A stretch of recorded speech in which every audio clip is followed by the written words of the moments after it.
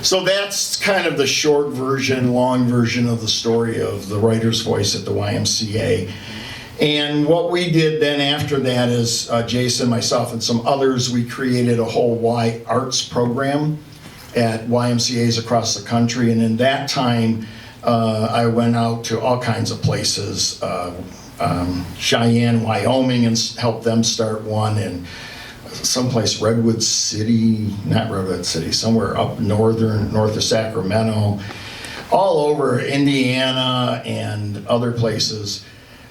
So that went on for 10 years, and then unfortunately in 2008, Jason passed away.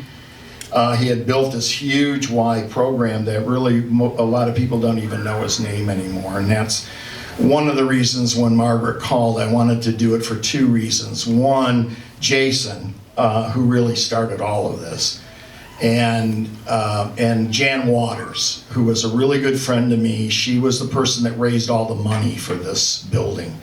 That was her job. She was a great fundraiser, and she passed away. And I thought, and then Margaret called, and I said, I'm coming back. I'm going to come back and do this for them, because it started here. So that's the story.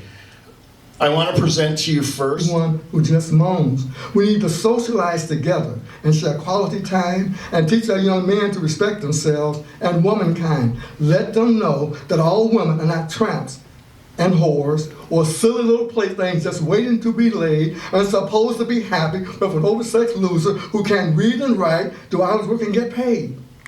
We can help change this attitude by sharing our knowledge with others and take the challenge and responsibility of becoming mentors, tutors, and big brothers. Even learning how to prepare a simple budget will go a long way to help manage one's finances and live within one's pay. We can talk about the dilemma, but if we get the gist, we, as black men, will do positive things to get off the endangered species list.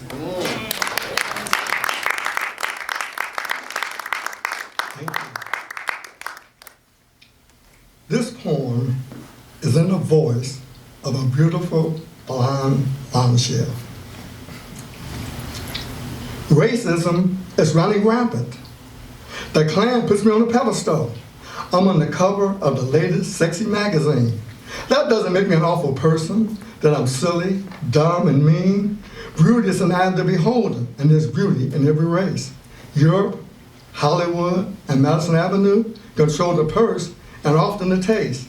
I know some hate it, but my fair skin takes a lovely tan. When in the movies or the play, I'm the one who gets the man. Don't hate me when they use me to sell their products, increase their ratings on the air. They use my shapely legs, curvy body, baby blue eyes, and long flowing hair. I enjoy all the attention, the fortune, and the fame. I'm really not conceited. It's a Madison Avenue game. I can't speak for all blondes about why they advertise, but I only promote products that I like and I think are environmentally wise.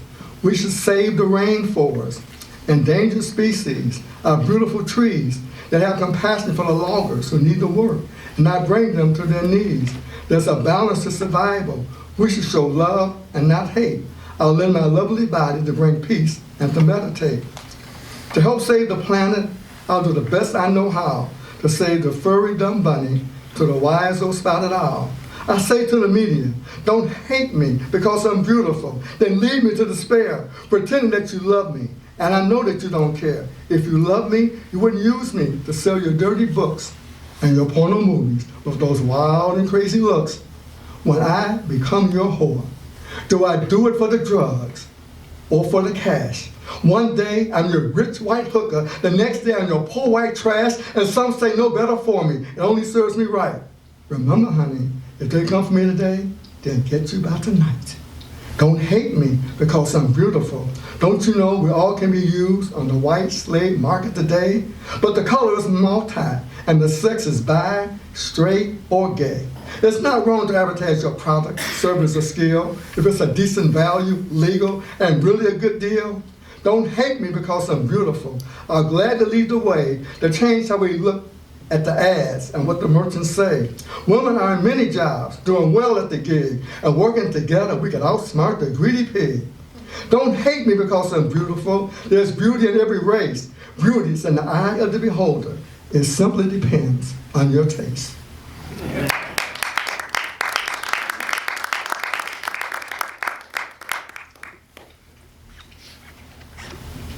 This poem was about some women and men who were having a big discussion in our family. And in this case, I agreed with this particular woman in my family. And this is what she told her husband. I've had it, baby. I can't take it anymore. You're out there searching for whatever you're searching for. You see those X-rated movies and read those dirty books. You come home in the middle of the night with wild and crazy looks. You say my loving doesn't have enough punch. I guess not, if I have to keep up with the wild bunch. If you're trying to fulfill some bizarre fantasy, you can save money and headaches and make love with me.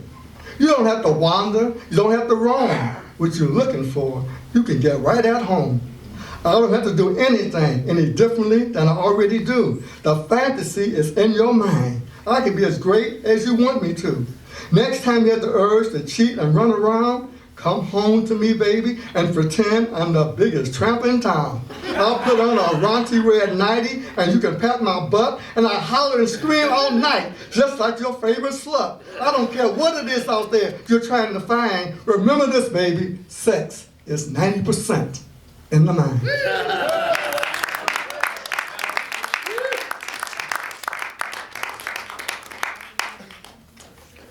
This poem is dedicated to my mother, who was a poet herself. Mother, Dunbar, and me.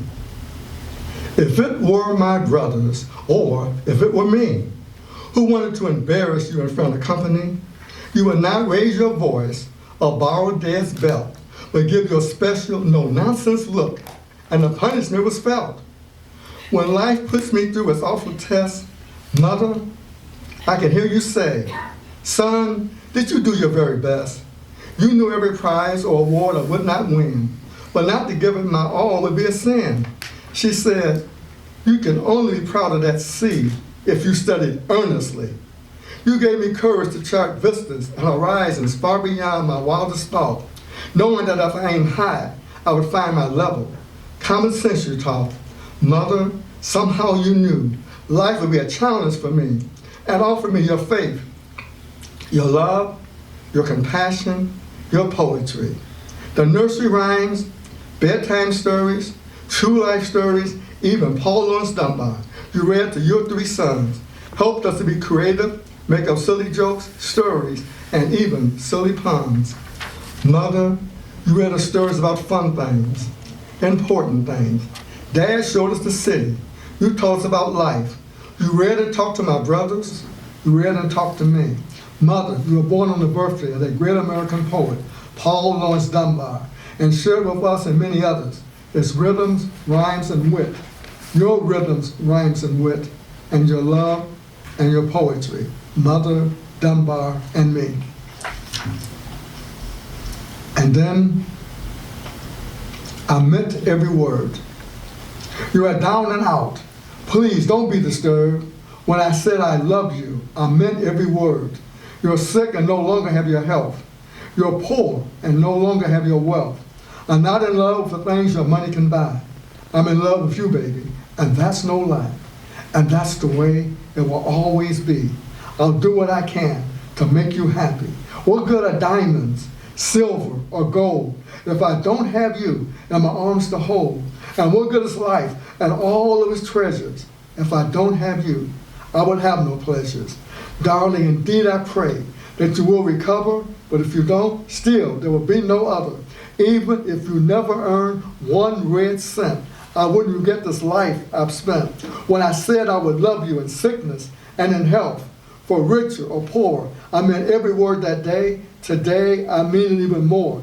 You are down and out. Please, don't be disturbed. When I said I love you, I meant every word. Thank you.